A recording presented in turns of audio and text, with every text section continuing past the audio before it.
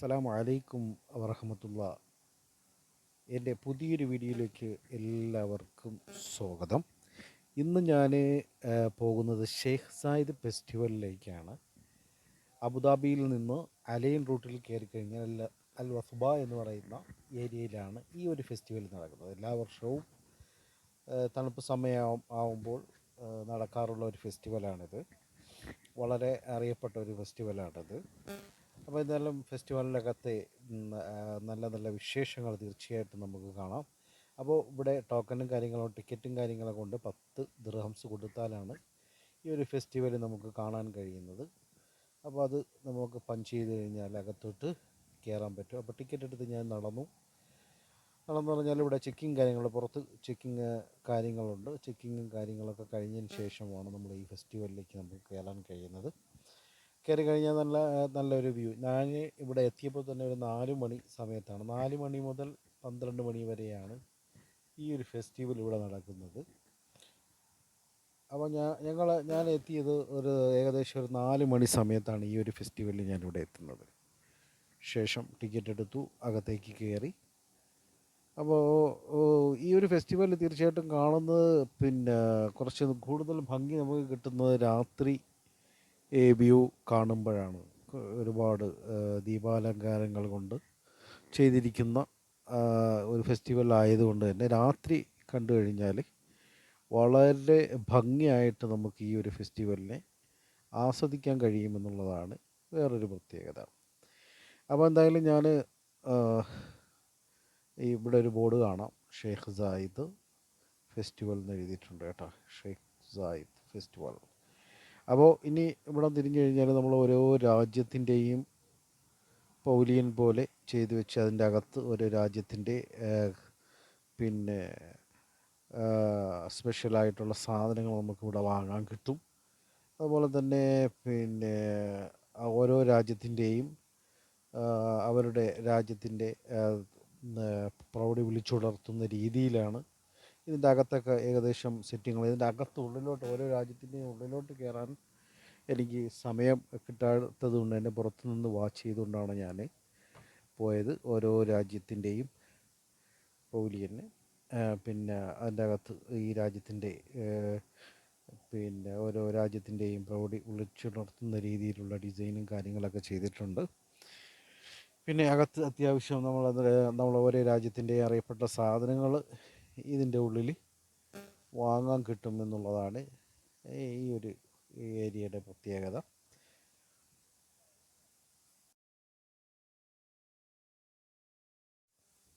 അത് എവിടെയും ഒരു ഫെസ്റ്റിവൽ നടത്തുമ്പോൾ തീർച്ചയായിട്ടും അതിന് ഒരു പ്രയോജനവും ഉണ്ടാവുമല്ലോ. തീർച്ചയായിട്ടും ഈ ഒരു ഫെസ്റ്റിവലിനെ സംബന്ധിച്ചിടത്തോളം വെറും ഒരു ബിസിനസ് മാത്രമായിട്ടല്ല ഈ ഒരു ഫെസ്റ്റിവൽ ഈ UAE ആദ്യകാലം മുതലുള്ള എല്ലാ കാര്യങ്ങളും നമുക്ക് കണ്ട് മനസ്സിലാക്കാൻ പറ്റുന്ന രീതിയിൽ ചെയ്തിട്ടുള്ള ഒരു ഫെസ്റ്റിവലാണ്. ഷെയ്ഖ് സായിദ് ജീവിച്ചിരുന്ന കാലം മുതൽ ഇങ്ങോട്ട് നോക്കിക്കഴിഞ്ഞാൽ അവർ വന്ന ഒരേ പടിപടിയായിട്ട് ഉയർന്നു വന്ന രീതികളൊക്കെ ഈ ഒരു പൗലിയൻ ചുറ്റി കണ്ടു കഴിഞ്ഞാൽ തീർച്ചയായിട്ടും നമുക്ക് മനസ്സിലാവും. അതിനോടൊപ്പം തന്നെ ഒരു ബിസിനസ്, ഇപ്പോൾ ഈ ഒരു ഫെസ്റ്റിവൽ ഇത്രയും ഒക്കെ ചിലവിൽ നടത്തണമെങ്കിൽ തീർച്ചയായിട്ടും അതിലൊരു ബിസിനസ്സും കൂടി ഉണ്ടെങ്കിൽ മാത്രമേ തീർച്ചയായിട്ടും മുന്നോട്ട് പോവുകയുള്ളൂ. അപ്പോൾ പ്രധാനം ബിസിനസ് തന്നെയാണ്. ഇതിൻ്റെ അകത്തൊക്കെ കണ്ടു കഴിഞ്ഞാൽ നിങ്ങൾക്ക് അറിയാൻ പറ്റും, ചെറിയ ചെറിയ കടകൾ, ഷോപ്പുകളുണ്ട്. ആ ഷോപ്പുകളിലൊക്കെ കച്ചവടങ്ങളാണ് ഈ കൈത്തറി പോലുള്ള ഉൽപ്പന്നങ്ങൾ.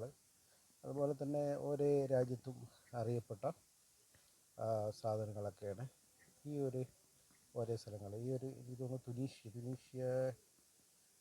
തുനീഷ്യയാണ് തോന്നുന്നു. ഓരോ രാജ്യത്തിൻ്റെയും പൗലിയനാണ് ഈ കാണുന്നത്. ഇതൊരെണ്ണം, ഈ ചുവപ്പ് കാണുന്നത് ഒരെണ്ണം, അതിൻ്റെ അപ്പുറത്ത് വേറൊരെണ്ണം, അതിൻ്റെ അപ്പുറത്ത് വേറൊരെണ്ണം, അങ്ങനെ ഓരോ രാജ്യത്തിൻ്റെയുമാണ് ഇങ്ങനെ കാണുന്നത്.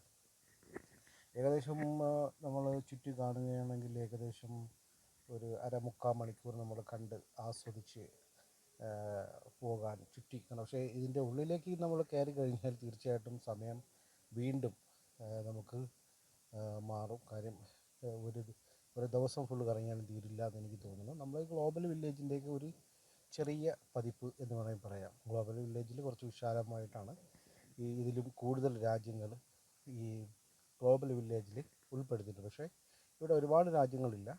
ഒരു പിന്നെ കുറച്ച് രാജ്യങ്ങൾ ഉൾപ്പെടുത്തിയിട്ടാണ് ഈ ഒരു ഫെസ്റ്റിവൽ നടക്കുന്നത്. എന്തായാലും ഇന്ത്യ പാകിസ്ഥാൻ ഒക്കെ ഈ ഒരു ഫെസ്റ്റിവലിൽ തീർച്ചയായിട്ടും ഉണ്ട്. നമ്മുടെ രാജ്യത്തിൻ്റെ പ്രൗഢി വിളിച്ചോതുന്ന രീതിയിലുള്ള പിന്നെ വസ്ത്രാലങ്കാരങ്ങളൊക്കെ ചെയ്തുകൊണ്ടാണ് പിന്നെ അവിടെ ഓരോ ബിസിനസ്സുകാരും ഇന്ത്യയിലെ പൗരനിൽ നിൽക്കുന്നത്. എന്തായാലും അതൊക്കെ വളരെ സുന്ദരമായ കാഴ്ചകൾ തന്നെയാണ് തീർച്ചയായിട്ടും. അങ്ങനെ ഞാൻ മുന്നോട്ട് നടന്ന് പോവുകയാണ്. ഇനി നമ്മൾ ചെന്ന് കയറുന്നത് നമ്മളെ ചൈനക്കാരുടെ ഒരു വിശാലമായ ഒരു ഏരിയ തന്നെ അവരുടെ ചെയ്തിട്ടുണ്ട് കേട്ടോ. അത് എനിക്ക് തോന്നുന്നത് അവർ സ്പെഷ്യലായിട്ട് കാശ് മുടക്കിയിട്ട് ചൈനയുടെ ഒരു ഏരിയ തന്നെ മാറ്റിയെടുത്തിട്ടുണ്ട്. അപ്പോൾ ഇതാണ് ഈ ചൈനക്കാരുടെ ഏരിയ. ഇതാണ് ഇതിൻ്റെ അകത്തൂടെ ഞാനൊന്ന് സ്പീഡിൽ ഈ ഒരു വീഡിയോ ഓടിച്ചിടുകയാണ്. അതിൻ്റെ അകത്തൂടെ ഇങ്ങനെ കയറിപ്പോയാൽ നല്ലൊരു ചുമപ്പും പച്ചയും ഒക്കെ ചേർന്ന ഈ സൈഡിലൊക്കെ കാണുന്നത് ഓരോ ഷോപ്പുകളാണ് നമ്മൾ ഈ കാണുന്നത്. ഈ ഏകദേശം ഒരു 5:30-6 മണി ആയി വരുന്നുണ്ട് ഈ സമയം. ഇനി ലൈറ്റുകളൊക്കെ തെളിയിച്ച് കൊണ്ട് വന്നാൽ ഇതൊക്കെ ഇവിടെ കുറച്ചുകൂടി ഭംഗി ഉണ്ടാകുമെന്നാണ് എനിക്ക് തോന്നുന്നത്. തീർച്ചയായിട്ടും കാര്യങ്ങൾ ചെറിയ കുറേ ഷോപ്പുകളൊക്കെ കാണാൻ തന്നെ നല്ല രസമുണ്ട്. അപ്പോൾ ഇവിടെ തന്നെ ഏകദേശം എനിക്ക് തോന്നുന്നു 2-3 മിനിറ്റ് 4 മിനിറ്റോളം നടന്ന് ാണ് ഈ ഒരു ഏരിയ തന്നെ, ഈ ചൈനയുടെ ഏരിയ. ചൈനയ്ക്ക് ഈ ഒരു ഏരിയ മാത്രമല്ല, വേറൊരു ഏരിയ കൂടി അവർ ഏറ്റെടുത്ത് ചെയ്യുന്നുണ്ട്. അപ്പോൾ പക്ഷേ വേറൊരു അത്ഭുതം എന്ന് പറഞ്ഞാൽ ഞാൻ വന്ന സമയത്ത് ചൈനക്കാരെ ഒന്നും കൂടുതലായിട്ട് ഇവിടെ കാണാൻ കഴിഞ്ഞില്ല എന്നുള്ളതാണ് വേറൊരു സങ്കടകരമായ കാര്യം. പിന്നെ അവരുടെ ഷോപ്പുകൾ ഒരുപാടുണ്ട്. പിന്നെ എവിടെയായാലും അറബികൾ തന്നെയാണ് കൂടുതൽ പൈസ ഇറക്കിയിട്ട് ഓരോ ഫെസ്റ്റിവലും വിജയിപ്പിക്കുന്നത്. അവർ അറബികൾ വന്നു കഴിഞ്ഞാൽ അവർ കാശ് ഇറക്കിയിട്ട് തന്നെയാണ് തീർച്ചയായിട്ടും പിന്നെ സാധനങ്ങൾ വാങ്ങുന്നത്. അവർ കാശ് നോക്കുന്നില്ല. ഇതിൻ്റെ അകത്ത് ലേശം കോസ്റ്റ് കൂടുതലായിരിക്കും, പൈസ കൂടുതലാണ്. ഏതൊരു സാധനം വാങ്ങിയാലും കൂടുതലാണ്. ഞാനൊരു ജസ്റ്റൊരു ചായക്ക് വില ചോദിച്ചായിരുന്നു. 15 ദിർഹംസാണ് ഒരു ചായക്ക് വില പറഞ്ഞത്. അതുകൊണ്ട് തന്നെ ഞാൻ ആ പരിസരത്ത് നിന്ന് തന്നെ മാറിപ്പോയി. പുറത്ത് പോയാൽ 15 ചായ കുടിക്കാനുള്ള പൈസ ഈ ഒരു ഫെസ്റ്റിവലിൻ്റെ അകത്ത് എന്നോട് ചോദിച്ചു. അപ്പോൾ അതാണ് ഒരു ഫെസ്റ്റിവൽ നടത്തുമ്പോഴുള്ള പ്രത്യേകത. ഇതിൻ്റെ പരിസരത്ത്, ഇതിൻ്റെ പുറത്ത് തൊട്ട് അടുത്തൊന്നും കഫ്തീരിയ ഉള്ളതായിട്ട് എനിക്ക് തോന്നുന്നില്ല. നമ്മൾ ഈ അൽ വഫ്ബയിൽ കുറച്ച് റൈറ്റ് സൈഡിലായിട്ട് നമ്മൾ കുറച്ച് ഉള്ളിലോട്ട് ഓടിയാലാണ് ഈ ഫെസ്റ്റിവൽ ഏരിയയിലേക്ക് നമ്മൾ എത്തുന്നത്. അപ്പോൾ എന്തായാലും നല്ല വിശാലമായ നല്ല സ്ഥലങ്ങൾ തന്നെയാണ് തീർച്ചയായിട്ടും നമ്മൾ